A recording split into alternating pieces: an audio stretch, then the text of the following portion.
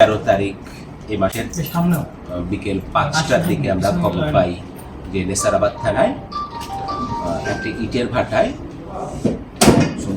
সন্ধ্যার একটি গলাকাটা লাশ পাওয়া যায় ইফতারের ঠিক আগে আগে। খবর পাওয়ার পর থানা পুলিশ সেখানে গিয়ে অংশগ্রহণ করে, দেখে যে কী হয়েছে।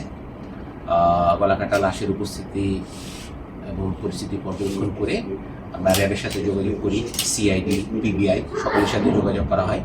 তাদের এক্সপার্টরা আসেন, এসে মৃত ব্যক্তির ফিঙ্গারপ্রিন্ট এবং অন্যান্য যে সকল টেকনিক্যাল বিষয়াদি আছে ওগুলো সম্পন্ন করা হয়।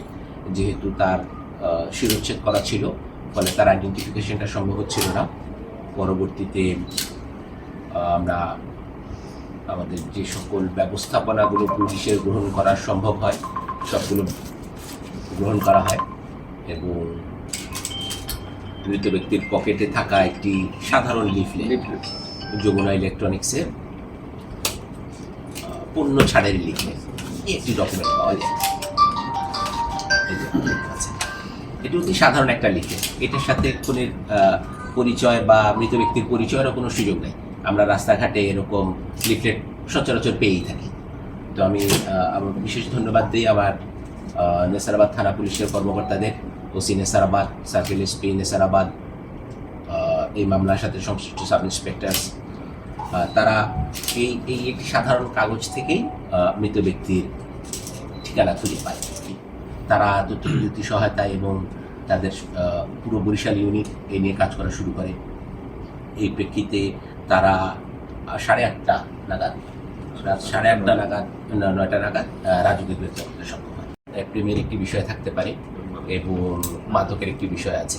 এরা প্রত্যেকে একটি মাদক সিন্ডিকেটের সাথে জড়িত, নিজেরা মাদকের চালানের ভাগাভাগির একটি বিষয় ছিল এবং যিনি মারা গিয়েছেন তার সাথে যারা হত্যাকারী তাদের কোনো একজন রিলেটিভের কোনো একটা প্রেমের সম্পর্কিত বিষয়ও ছিল।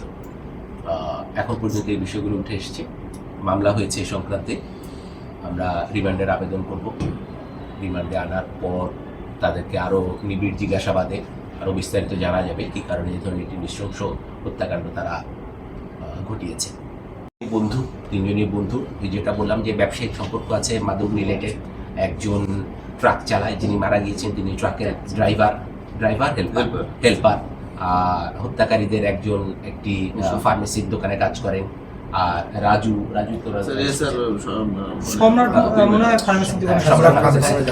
মাদক ব্যবসায়ী, বেসিক্যালি রাজু মাদক ব্যবসায়ী। বিভিন্ন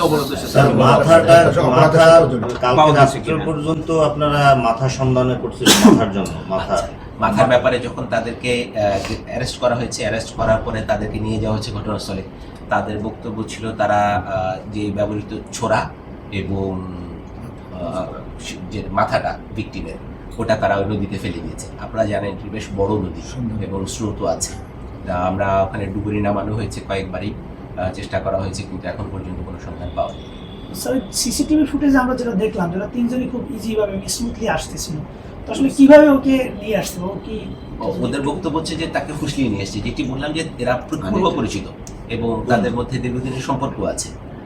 এই যে ঘটনাগুলো বললাম যে নারী ঘটিত বিষয়, একই সঙ্গে মাদক, এই বিষয়গুলো তাদের মধ্যে ক্ষোভ ছিল এবং তারা প্রিপারেশন নিয়ে এসেছে বোঝা যায়। তারা হলে 3 বন্ধু মিলে মোটরসাইকেলে করে একসাথে আসছে, সেখানে ছোড়া নিয়ে আসবে 2 জন।